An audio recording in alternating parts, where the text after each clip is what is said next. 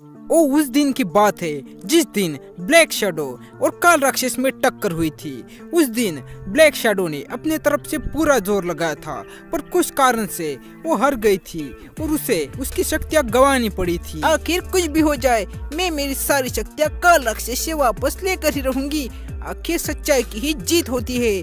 मैं काल को छोड़ूंगी नहीं। काल, मैं आ रही हूँ। मेरा सामना करने के लिए तू तैयार हो जा। ब्लैक शैडो काल का मुकाबला करने के लिए जा रही थी। उसके पास कोई भी शक्तियां नहीं थी। ये बात लिटिल गणेश ने सुन ली थी। आखिर ये बात मुझे सिंघम को बतानी ही पड़ेगी। चलो, मैं सिंघम के पास जाता हूँ।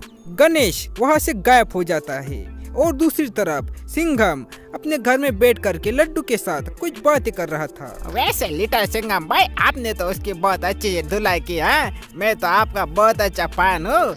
आप तो मुझे बहुत पसंद है। लड्डू, बुराई कितनी भी ताकतवर क्यों न हो, आखिर उसे सच्चाई के सामने हारना ही पड़ता है। क्यों समझे, सच्चाई से कोई भी नहीं जीत सकता। अरे गणेश, कैसे आना हुआ? काल ने ब्लैक शैडो की सब शक्तियाँ ले ली है। ब्लैक शैडो उससे बिना शक्तियों के ही सामना करने जा रही है। उसकी मदद करो, चलो जल्दी।